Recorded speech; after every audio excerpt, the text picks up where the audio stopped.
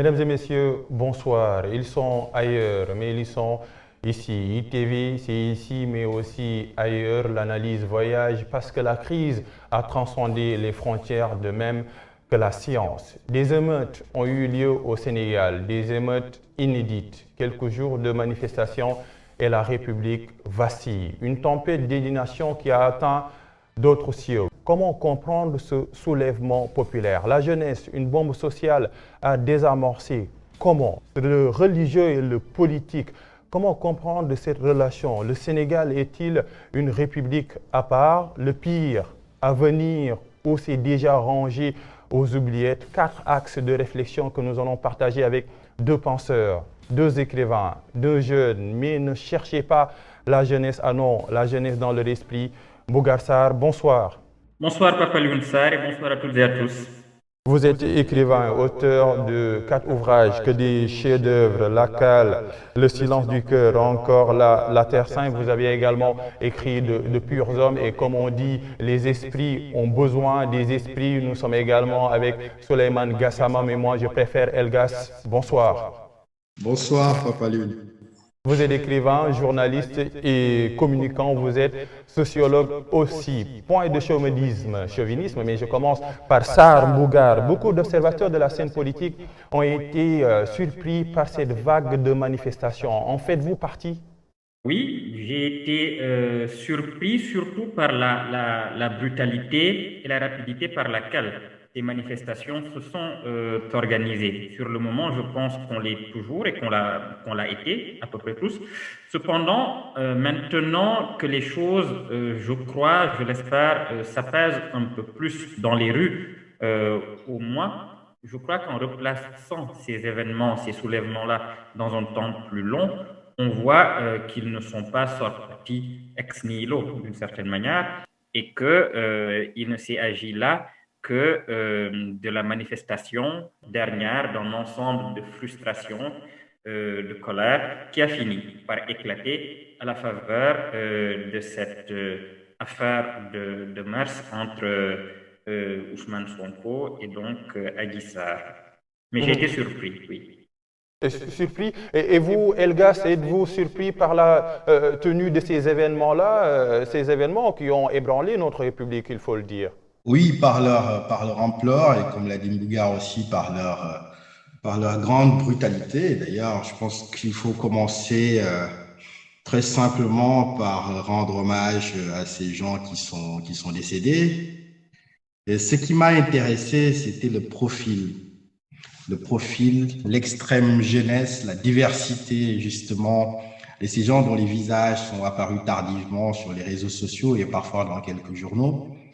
Surpris en partie donc par cette brutalité, par cette forme de violence extrême, par cet embrasement, on va dire, collectif, qui nous a pas laissé insensibles et qui a été tragique à bien des égards. Et je pense que là, il y a un pacte qui a été mis à sac et qu'on n'est pas à l'abri d'une récidive prochainement, parce que je pense que ce qui a fait l'unité, la stabilité, à renfort parfois de mythes et de légendes, a pour le coup cédé face aux besoins impérieux de la colère de s'exprimer. Alors, la deuxième chose, c'est qu'il ne faut pas oublier qu'on est dans un pays, les gens l'oublient très très souvent, où il y a de micro-explosions. On peut même dire à échelle, on va dire, quotidienne, qu'il y a une grande souffrance des populations et que si la colère ne s'exprime pas, je veux dire, de façon violente à travers des manifestations, elle est là, elle est sourde. Et donc, je pense que les penseurs, les intellectuels, les journalistes doivent rendre compte de cette détresse collective parce qu'il y a là d'abord les germes des explosions qui ne sont que des additions après à la faveur ou à la défaveur de ces étincelles qui peuvent être de tous les ordres et qui conduisent à ce qu'on a connu. Surpris, pas vraiment, parce que je suis, on va dire de manière très assidue, avec, je crois, une certaine acuité, ce qui se passe au Sénégal pour les catégories les plus défavorisées. Et je pense qu'on pouvait, sans être devin, sans être médecin après la catastrophe, dire qu'il y avait tous les ingrédients, en fait, de ce qui a explosé à la gueule du Sénégal de façon aussi brutale et on aura sans doute très rapidement des lectures, on va dire, un peu plus à froid. Là, pour le coup, c'est le sociologue en moi qui parle parce que je veux dire, dans l'embrasement, très souvent, on est dans l'émotion et il faudra revenir à la raison. C'est toujours compliqué, mais je pense que dans la suite de la discussion, on aura des axes pour y revenir. Oui, Mbougar Elgas vient de dire une chose importante, c'est que l'affaire Adji Sarr Ousmane Sonko a été le détonateur de toute cette frustration, mais le basculement a été spontané au fait. Oui, évidemment, je crois que ce type d'événement-là tire précisément son caractère singulier, sa force, du fait qu'il n'y a derrière aucune force, fût-elle politique, qui soit capable de la déclencher. C'est évidemment une sorte d'éruption spontanée, c'est évidemment une manière de manifester la façon la plus franche et la façon la plus directe et possible une colère et une frustration. À, à penser ainsi, je crois qu'il faut en effet inscrire l'affaire de Mars, qui semble-t-il a été à l'origine de cette histoire-là, avec beaucoup plus de recul, en voyant un peu plus loin dans le passé surtout, en essayant de voir ce qui a pu conduire cette déflagration, vraiment à cet embrasement. Et je crois que là, il faut surtout voir les raisons purement politiques. Parce qu'il me semble qu'au-delà de cette affaire, c'est précisément de questions politiques et sociales qu'il était question. Et finalement, l'affaire qui en a occupé d'une certaine manière la vitrine pendant un temps, était un tout petit peu à part. C'est d'ailleurs ce que beaucoup d'observateurs ont souligné et c'est ce que beaucoup d'acteurs qui étaient eux-mêmes dans les manifestations ont souligné, ce qui se disait dans la rue, aller au-delà de personnes, aller au-delà de cette affaire et aller évidemment au-delà d'un parti politique. Donc, en ce sens-là, que c'était un soulèvement populaire au sens propre de populaire, c'est que c'était un soulèvement qui engageait précisément des franges très importantes de la population qu'on n'entend jamais, qu'on voit rarement et qui, tout d'un coup, ont rappelé qu'elles existaient et qu'elles pouvaient s'exprimer de cette manière-là aussi, qui ne peut pas être calculable, qui ne peut pas être toujours prévisible, même si évidemment il y a eu, et Elgas l'a rappelé, des signes annonciateurs. Exactement.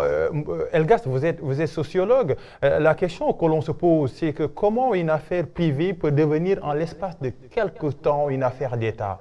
Alors, justement, le raccourci et il me semble un peu cavalier. Je pense qu'il faut prendre les choses dans leur contexte et ne pas établir forcément de lien de cause à effet. Il y a peut-être une corrélation, mais je ne pense pas qu'il y ait une causalité.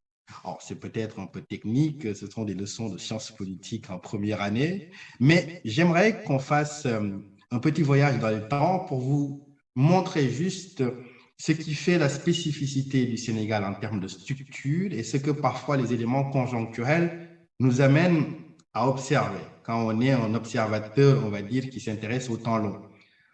En 63, au Sénégal, la jeune République a été confrontée aux premières secousses, on va dire. Senghor a dû affronter d'ailleurs la furie de la rue et les gens ne le savent pas, il y a eu quasiment une quarantaine de morts et des émeutes d'une très grande violence au Sénégal. Ça a d'ailleurs conduit à la scission d'entente et de pacte politique entre Senghor et ses amis, comme d'ailleurs un grand monsieur qu'on vient de célébrer au Sénégal qui s'appelle Amadou Mahtar Mbow. Alors, on avance. En 88, ou même avant 88, en 68, on a eu les événements qui se sont passés avec le débordement qu'on a connu, avec les lignes de scission, la violence, la tension, avec encore une fois un cœur, l'épicentre, en fait, je veux dire, du tourbillon qui a commencé, l'université. On a eu 88 après. 88, on ne le raconte plus. On a vu ce qui s'est passé, un embrasement encore collectif. Et en 93, on a eu l'assassinat, je veux dire, de Maître Babacar Seye. Dans les années 2000, on l'a connu, c'est-à-dire pendant la campagne électorale qui porte Abdoulaye Wade au pouvoir, on a eu des tensions parfois. Et on a eu 2009 et 2011 qu'on a connu avec la dévolution monarchique qui a trouvé comme rempart justement cette colère spontanée qui a donné des modèles d'ailleurs de militantisme citoyen comme Y en a marre et puis le mouvement du M23. On est à la fois dans quelque chose donc de structurel et parfois quelque chose de conjoncturel. Mais il ne faut pas oublier qu'à l'échelle du continent, les 10 dernières années, les 20 dernières années ont vu le surgissement dans l'actualité de ce qu'on a appelé avec une terminologie parfois un peu douteuse, mais qu'on retiendra, les émeutes de la faim. Les émeutes de la faim qu'on a vu à peu près tout le monde, on a vu des pillages, on a vu des saccages. Et ces éléments-là sont importants pour comprendre la psychologie des foules. Alors, la psychologie des foules, on fait recours très souvent et volontiers à Gustave Le Bon pour en parler, en termes très, très négatifs, très souvent, pour dire que les foules n'ont pas une certaine forme de cohérence et de construction. Alors, quand on voit la diversité des profils, quand on voit, je veux dire, on va dire le CV, je veux dire, des gens qui sont sortis, on voit que la lame de fond, la raison première, c'est la grande pauvreté et la grande misère qui a été étouffée. C'est la mère de tous les problèmes que l'on connaît.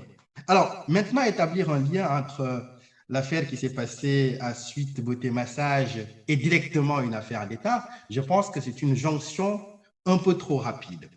Il s'est passé récemment un discrédit de la justice qui s'est abattu contre Karim Wade, qui s'est abattu contre Khalifa Sall. Alors d'ailleurs, il faut être précis.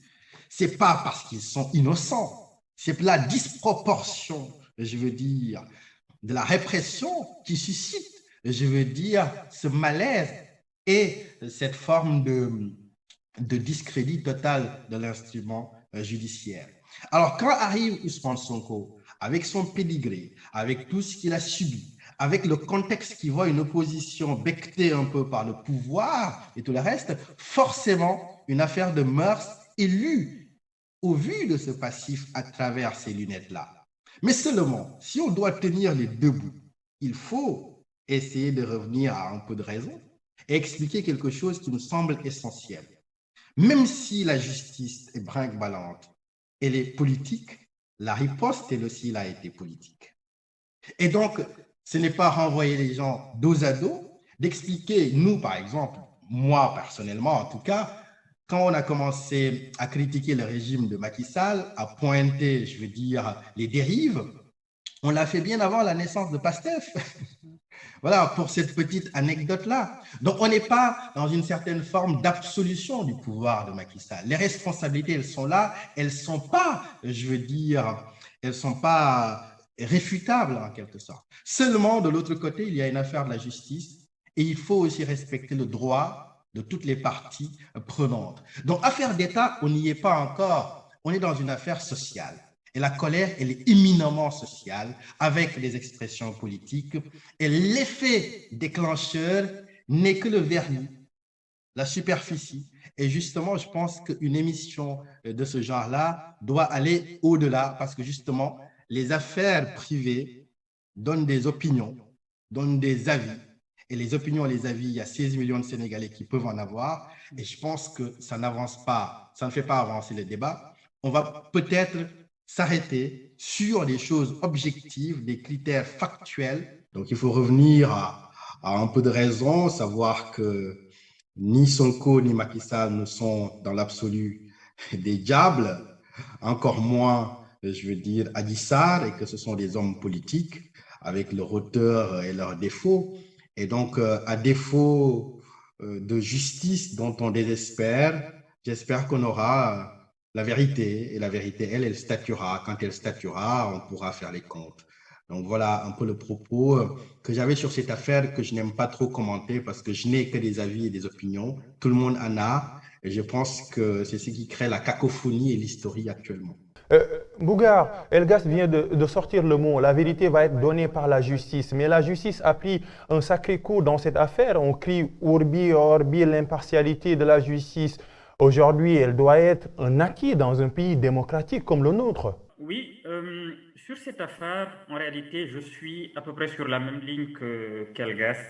C'est que je n'ai que des avis, je n'ai que des opinions, et même si j'ai une intime conviction, je ne suis pas certain que ce soit le lieu et que ce soit même tout à fait nécessaire ou attendu de donner son intime conviction, que ce soit un complot ou pas, en réalité, ne me semble pas important. Ce qui me semble le plus important, c'est qu'en effet, si c'est un complot, que ce soit prouvé par la justice.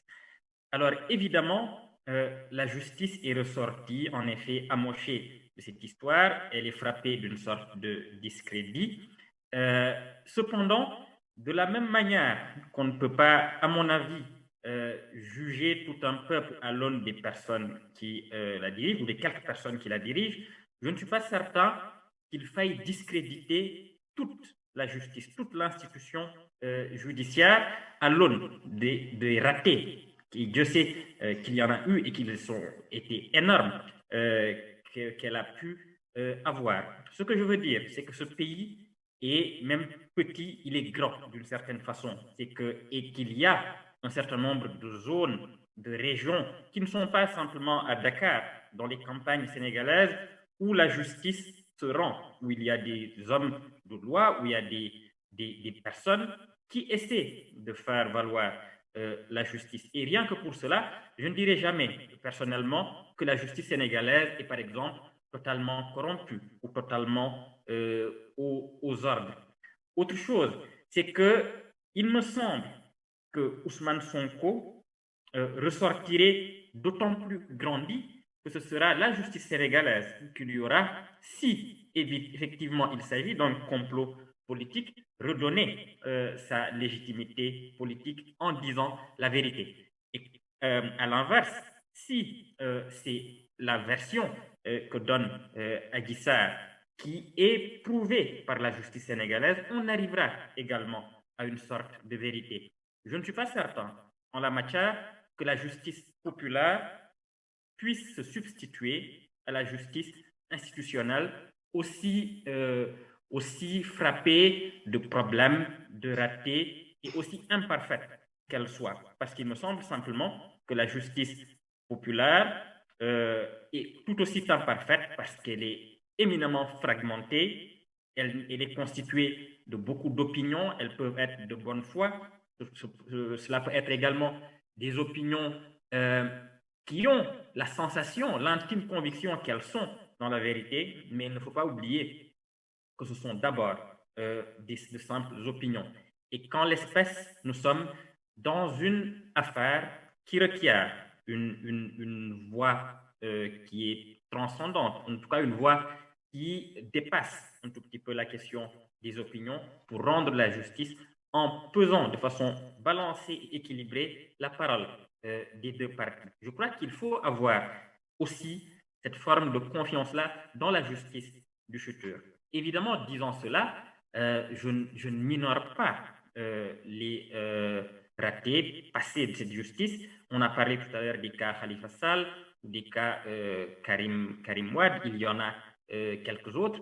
Ce n'est pas minorer cela que de dire qu'il faut continuer à travailler pour une justice plus indépendante, plus forte, parce que la démocratie en dépend.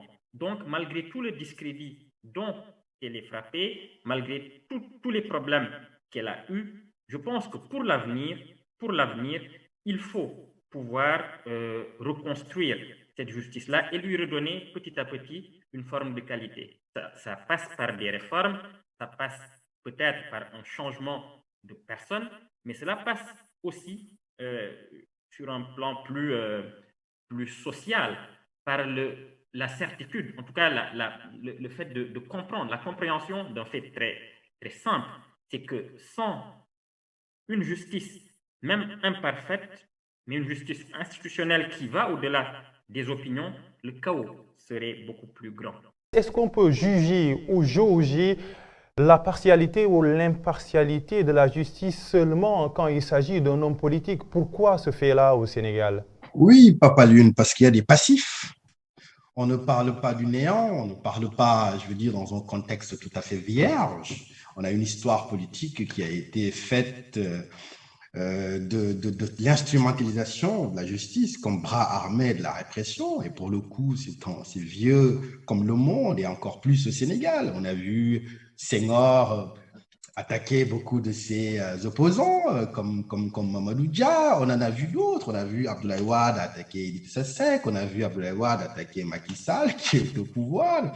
On l'a vu. Et je veux dire, c'est-à-dire, c'est un vieux serpent de mer, je veux dire. À chaque fois que les pouvoirs sont aux abois et craignent la montée et l'irruption d'un concurrent sérieux, parfois, il a été dégainé l'instrument de la justice. Et d'ailleurs, ce sont les hommes politiques essentiellement qui ont un peu trouvé la barque de la justice. Et c'est pourquoi on arrive à ce naufrage judiciaire qui est imputable d'abord et uniquement aux hommes politiques. Et là, Macky Sall ne peut pas se dérober de sa responsabilité. Sa responsabilité engagée, elle est totale. D'autant plus que pour en avoir été victime, il aurait pu savoir qu'il devait en être le garant. Et en continuant, en fait, cette justice sous tutelle, cette justice qui n'est pas assez libre, cette justice qui est politisée, il courait le risque que l'effet boomerang lui éclate en pleine figure un jour. Et c'est ce qui s'est passé. Alors, dire que le mal est chronique, c'est pas absurde, ce qui continue donc à laisser prospérer la gangrène en quelque sorte. Donc, la justice, d'ailleurs, sur plein d'autres choses, sur le viol en l'occurrence, la justice peut être extrêmement bancale, peut être justement pas assez forte, ne donne pas de symbole, ne donne pas de force, et puis d'ailleurs, n'est pas du côté des victimes silencieuses, parfois qui n'osent même pas aller porter plainte. Donc voilà, donc la justice n'est pas juste défectueuse par rapport aux politiques, elle l'est de manière générale. Pour d'autres raisons, qui ont trait à ce que j'ai évoqué tout à l'heure, aussi une certaine forme de pauvreté, de moyens, je veux dire, pour pouvoir enquêter, pour avoir la liberté d'enquêter, d'aller lécher le mollet des puissants, d'avoir comme ça la force d'être les réceptacles de toutes les colères, de toutes les injustices, il faut avoir une souveraineté totale. Cette souveraineté, on la gagne par la garantie politique et aussi par des garanties financières.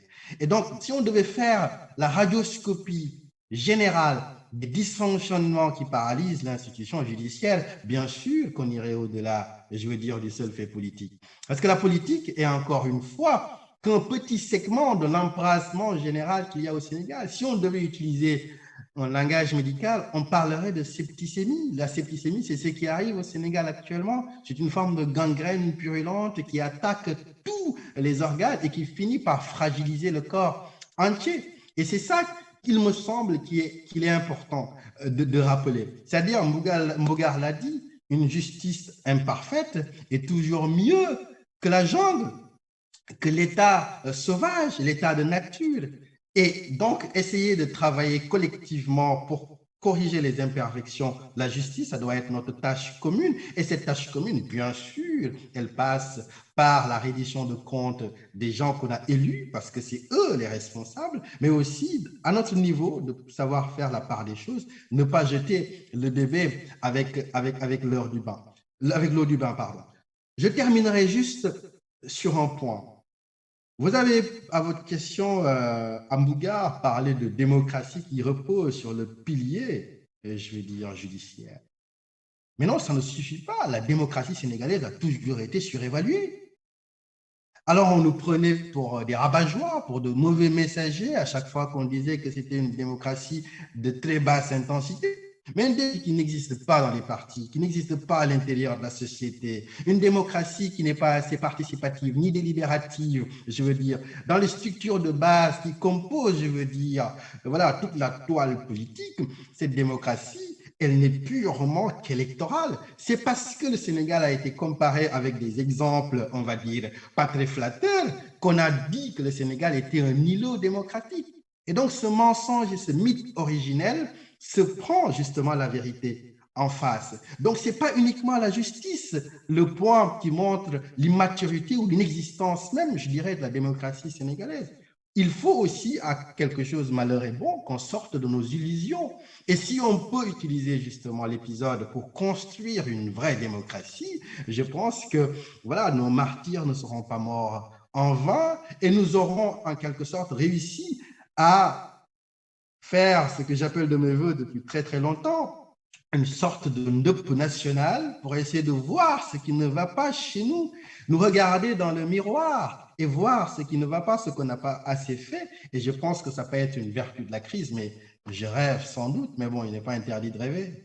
Bougar, Elgas vient de dire que le Sénégal, que l'on loue comme étant une vitrine démocratique, est en l'heure. Êtes-vous de cet avis, cette démocratie sénégalaise-là, louée partout le Sénégal, qui est une vitrine démocratique, que l'on vend, l'image que l'on vend au reste du pays, est en l'heure selon vous? Oui, sur cette question, je crois que je suis un tout petit peu plus sceptique d'ailleurs que Elgas, parce que je crois qu'il ne faut pas en effet se hausser du col à partir de seuls mots, se rengorger à partir de seuls mots en parlant de la démocratie comme d'une sorte de coquille vide. Et pour le coup, vraiment, j'invite tout un chacun à regarder dans sa famille, dans son quartier, dans les structures élémentaires de la société ou même de la parenté, comme dirait Lévi-Strauss, d'essayer de voir simplement quels sont dans ces espaces-là, qui sont aussi des espaces éminemment politiques, euh, comment est-ce qu'une démocratie est à l'œuvre. C'est-à-dire que la démocratie n'est pas simplement institutionnelle, elle n'est pas simplement politique au sens politicien du terme, elle n'est pas simplement administrative, elle n'est pas simplement électorale. Si elle doit se vivre tous les jours, il doit s'agir d'un mode de vie. Eh bien, je ne suis pas certain que ce mode de vie-là se retrouve partout dans les structures élémentaires de la société. Je n'en suis pas certain. Alors, évidemment, il y a eu des alternances réussies, mais à côté de ces alternances-là, combien de morts, combien de violences et combien de comptes qui ont été rendus. À côté des grands triomphes électoraux, combien d'opposants emprisonnés, torturés ou qui ont disparu dans des conditions mystérieuses. Combien de constitutions, sinon remaniées, au moins retouchées, ou en tout cas qui auraient pu être retouchées, dont l'intention était présente. Il me semble donc que la démocratie prise comme coquille vide n'a pour moi aucune forme de prise. Cela ne veut pas dire, évidemment, ayant dit tout cela, qu'il faut désespérer de cette démocratie-là. Lorsque l'on regarde la carte du monde aujourd'hui, on se rend compte que les plus grandes nations, en tout cas celles qui se présentent comme étant des démocraties solides, connaissent également à d'autres degrés, à d'autres échelles, un certain nombre de ratés. Qu'est-ce que cela nous dit? Que la démocratie, finalement, c'est peut-être simplement cette suite de difficultés-là qui continue pourtant de pouvoir avoir lieu dans un espace de débat. Peut-être que c'est cela finalement le véritable problème de fond, c'est qu'on voit la démocratie peut-être plus belle qu'elle ne l'est. Et que si, d'une certaine manière, on arrivait à se rendre compte que la démocratie est d'abord une démocratie de tension, peut-être qu'on arriverait à être plus humble dans les glorifications ou l'orgueil qu'on peut avoir sur une démocratie au Sénégal. Et c'est en ce sens-là que ma lecture des derniers événements est peut-être un peu plus optimiste.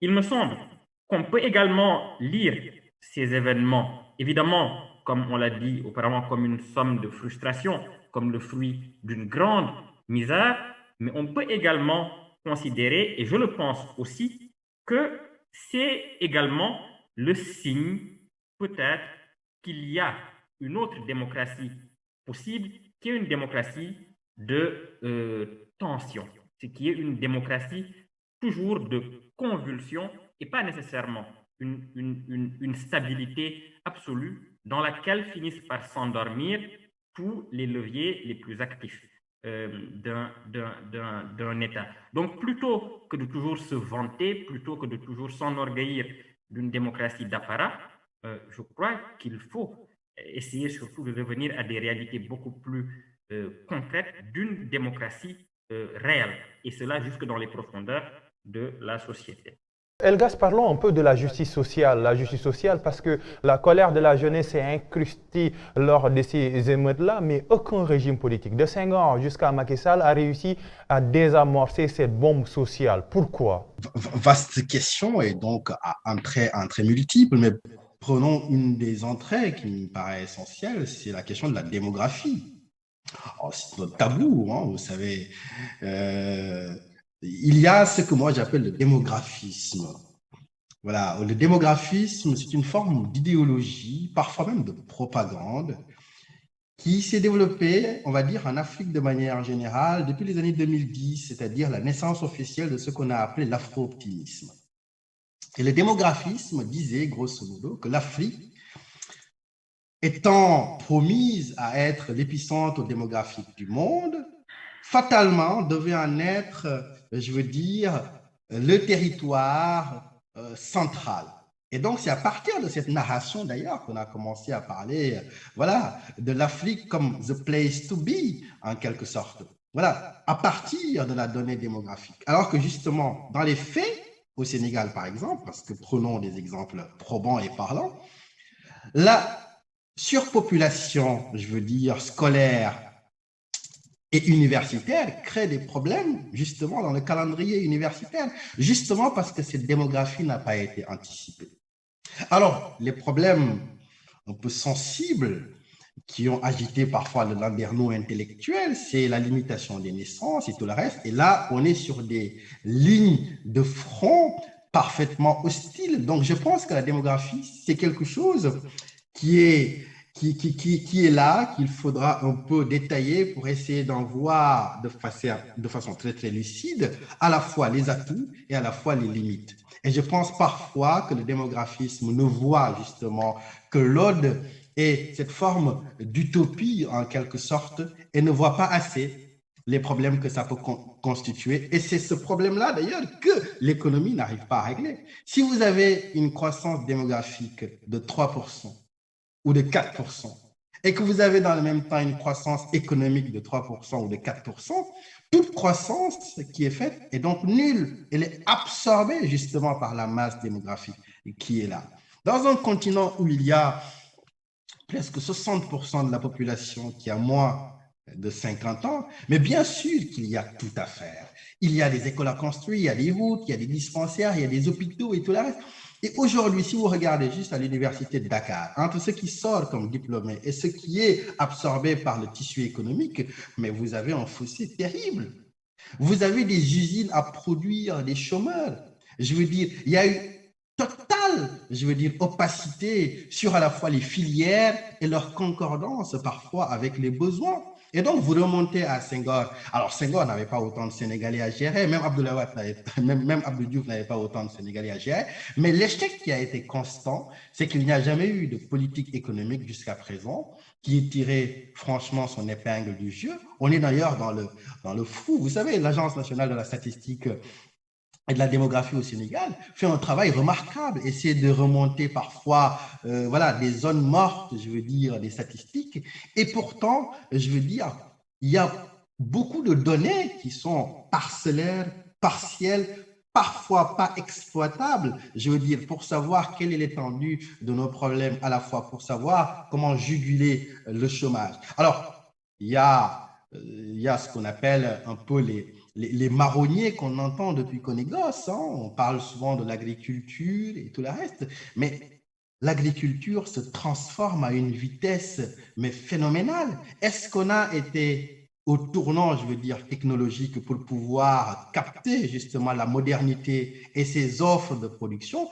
Je ne pense pas que ce soit le cas. Les échecs sont de plusieurs natures. Il y a des échecs politiques dont l'ingéniosité n'a pas pu créer en quelque sorte des dynamiques collectives et des dynamiques voilà, sanctionnées de résultats positifs. Mais il y a aussi une réticence d'un corps parfois social et culturel qui est biberonné, je veux dire, à des valeurs qui sont profondément attentistes.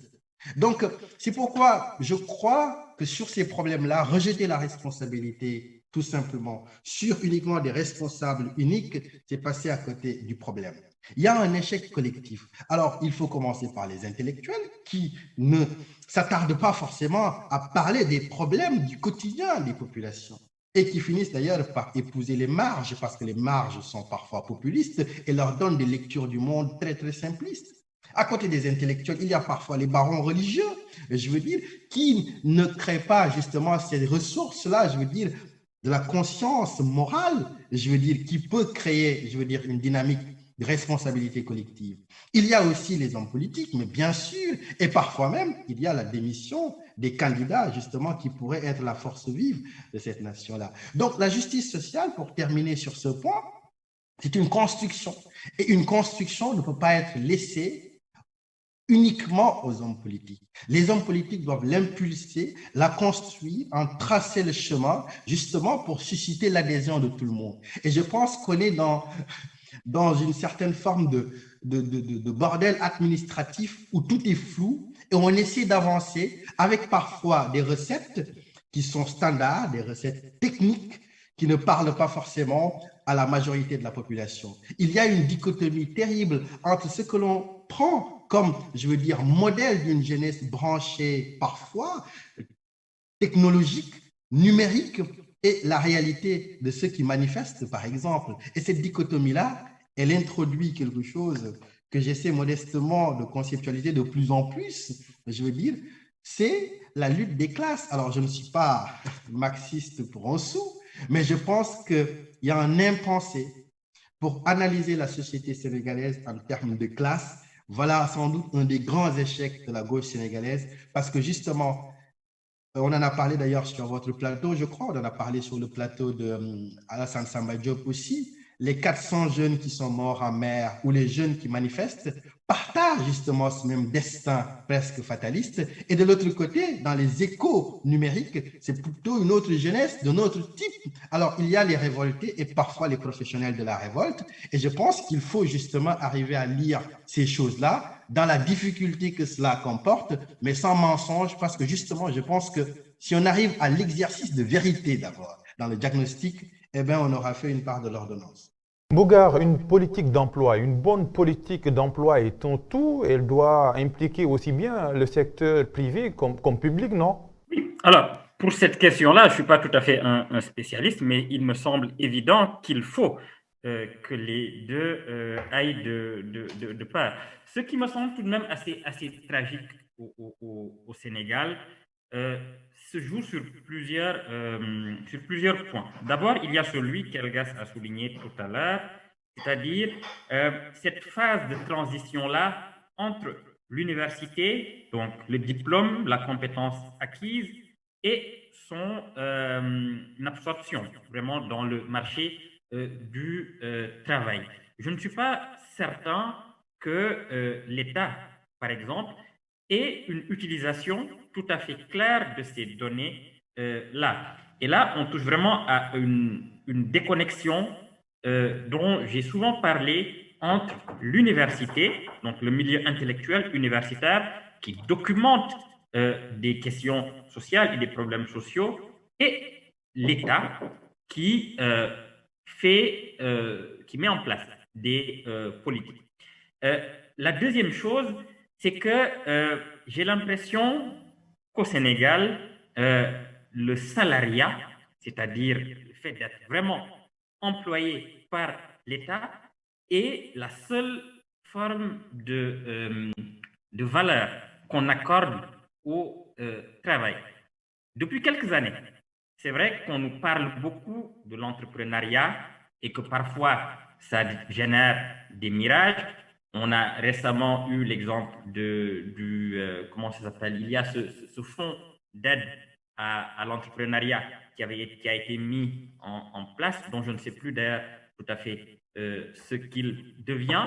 Mais avec ce fonds-là, je m'étais dit à un moment donné, peut-être qu'on est en train de sortir d'un autre mythe qui n'est pas celui de l'entrepreneur qui réussit, mais du mythe qui était celui de l'État qui doit tout le temps pourvoir à tous les travailleurs du Sénégal.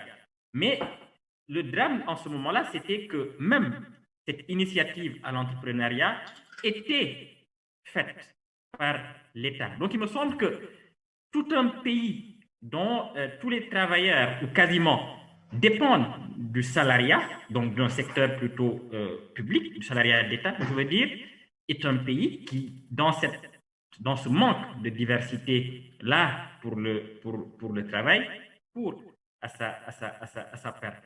Mais disant cela, évidemment, j'en ai parlé tout à l'heure, il ne faut pas retomber dans le mythe inverse, qui est le mythe du privé, le mythe de l'initiative privée ou de l'entrepreneuriat privé qui pourrait sortir.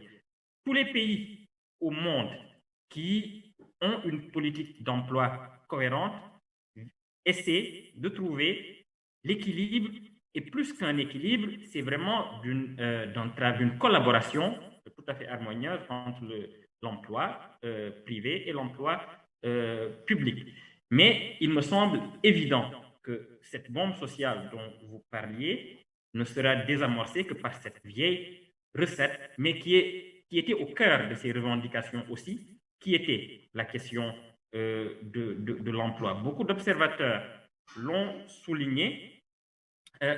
Cette crise est évidemment multiforme, mais au cœur de celle-ci, il y avait cette crise sanitaire et ses implications économiques. Beaucoup de jeunes qui étaient dans la rue, en tout cas une partie des profils, étaient également dans la rue, surtout pour dire qu'ils voulaient travailler. Et il me semble qu'il faut entendre cette question-là du travail et procéder à une énième réforme de la question de l'emploi au Sénégal. Réforme également du système éducatif. Et Elgas, ce que l'on voit aujourd'hui, c'est que le système éducatif produit tout simplement ce qui est la résultante, c'est le gavage de connaissances au détriment de la formation professionnelle. Ça, depuis le début des indépendances et même au-delà.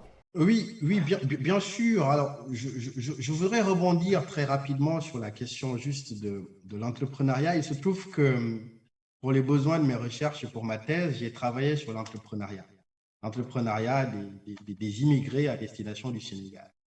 Alors justement, j'ai pu voir donc, on va dire, tout l'écosystème entrepreneurial sénégalais depuis les années, on va dire, 2000. Alors j'ai été frappé par quelque chose.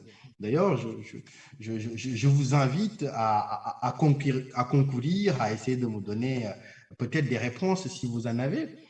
Au Sénégal, depuis les années 2000, vous peinerez à trouver une initiative privée qui a créé plus de 100 salariés formels au Sénégal. 100 salariés formels, ce qui est le standard d'une entreprise, on va dire, moyenne. Hein.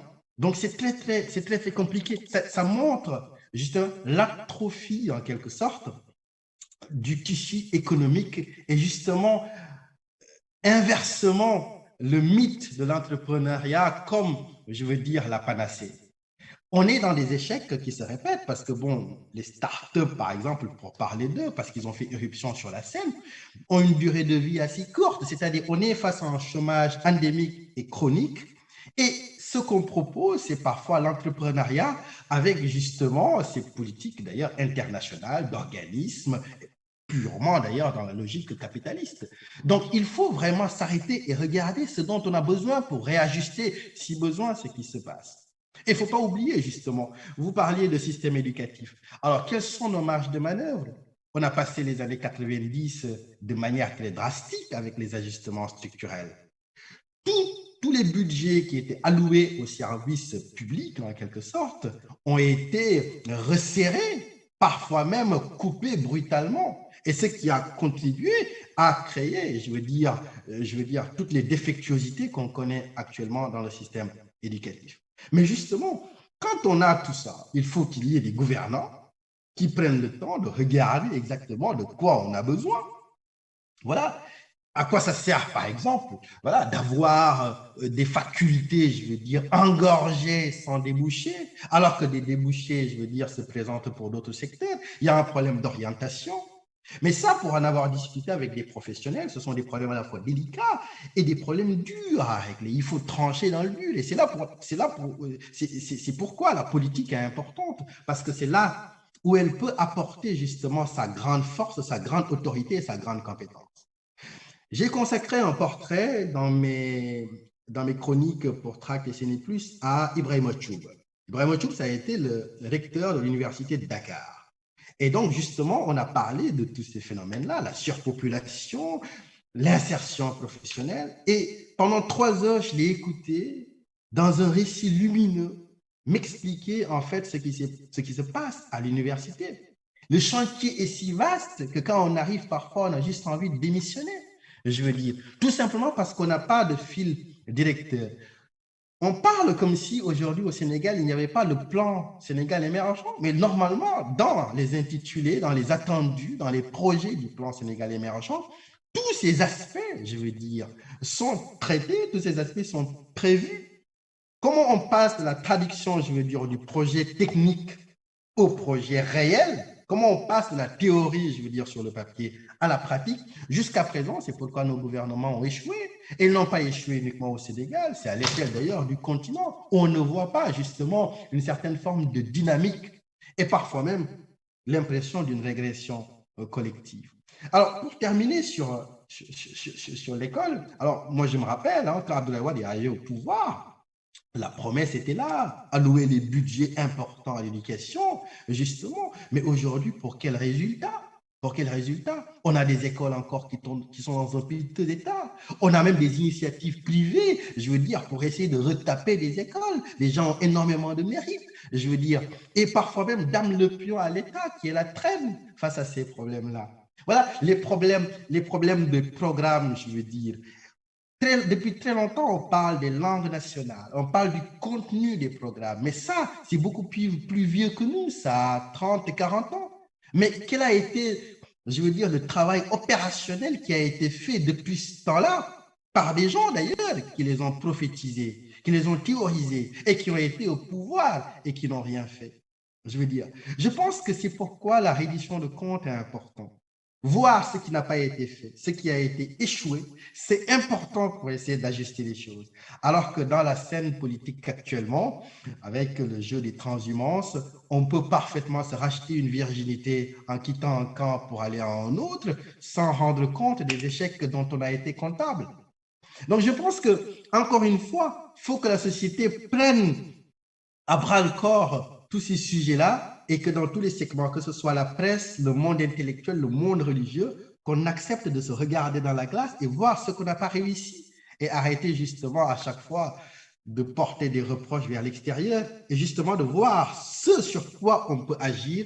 Et je pense que c'est comme ça qu'on peut essayer de régler nos échecs.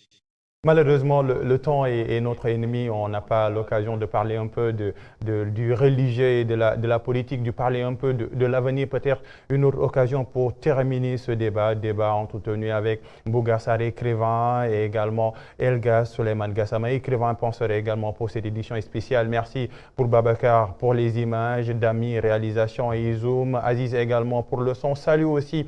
Salut qui a été là également pour le Zoom. Merci à tous les téléspectateurs d'ITV. Rendez-vous pour un autre numéro bientôt sur ITV.